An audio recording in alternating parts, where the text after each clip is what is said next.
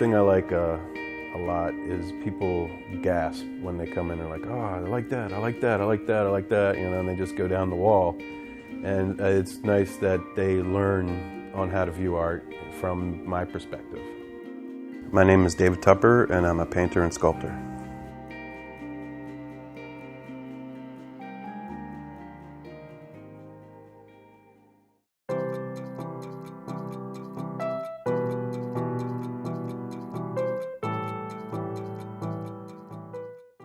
What got me into painting was my mom was a painter, and she did a huge mural when I was a child. The summer programs when I was a child always involved painting. And while I was studying architecture in college, and realized while I was designing these houses, I was just imagining the art that was hanging on the walls. That's what brought me down here to Miami, was to be the project manager of the Miracle Marketplace on Coral Way, and that's when I started accumulating industrial supplies. I knew Miami was an upcoming art scene and dove at the chance, and did that for 3 years, and then found myself at the Bakehouse, where I was found for this space, and I moved here, and I've been here a year. So I've been doing the art in Miami for 2 years, and I have a nice space on Wynwood 2nd Avenue Art Walk. I call my art linealism, and it's only been the last couple years that I've called it that. I've, for 15 years, struggled to find a word that would be my ism. The way that it just brings your eye all over the canvas. I love it's a dance with your eyes and the lines. And now I'm crossing over into sculptures, and this is it's still linealism, but I call it my tension series. The way the sculptures are evolving is I get a nice base, and they may look like they're screwed together, but there's never a screw. They are held together by tension, and that is the theory of the pieces. Is you know, being an artist is very tense, you know, because I don't know, I'm experiencing a lot of tension, and I think it's coming out in these sculptures in the way that it is. Where I accumulate the materials for my sculptures is kind of an organic story in itself, because you could, for one reason or another, go to the Humane Society and find something else that would be nice in your material. There's also Salvation Army. You could find materials at Salvation Army. Just walking the dog, you know, you could find stuff walking the dog. Like I have a huge stock of lumber that a lumber company put outside because it had gone bad, and bad for the purpose of the lumber, but great for my sculptures, and that was from walking the dog.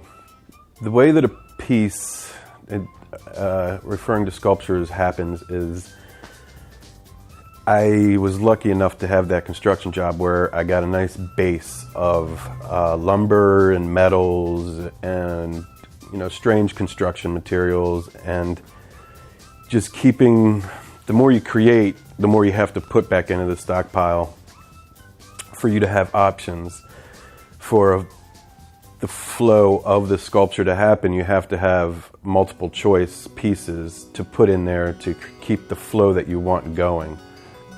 Some of the problems with finding scraps is just finding the right amount, the kind of stuff you want. Luckily, I have a van with no seats in it, so transporting it usually isn't a problem. And, you know, actually getting out there and, you know, being motivated to go out and get scraps, because you got to keep a full stock. It's hard to say when a piece is finished. Like with the paintings, it seems organic that, you know, all right, everything's spaced out good. And with the sculptures, it's a little harder to tell because you're slowly building and building and building. And last year, I remember for Basel, after Basel, I was continuing to build, and people were like, wait, stop what you're doing. They look fine the way they are. The biggest struggle is to juggle the right and left brain, because you kind of are your own business manager and talent, and it's switching it off, you know. It's finding, I love the talent, the creating part. I can do that 24/7. It's stopping that to go sit on the computer and do emails and, catalog your pictures and stuff like that. That's the burden, is the switch from right to left brain. I make my stuff for me to satisfy my needs, and I like that people like them. I like even more when I get commissions based off the ones that I like, which is a lot of my business. Is I do the stuff for me, and people like to tweak them, colors, stuff like that, and they can change subject matter if they like my style, and I love that people use me for commissions because it pushes me to go outside of my box. Sometimes people come in here and like, finally some art. That always gets me because they must have just got here, but I like hearing it, and I just like people enjoying, and sometimes my paintings aren't so obvious, and I'll show them to them, and then they're like, and it's nice that they learn on how to view art from my perspective.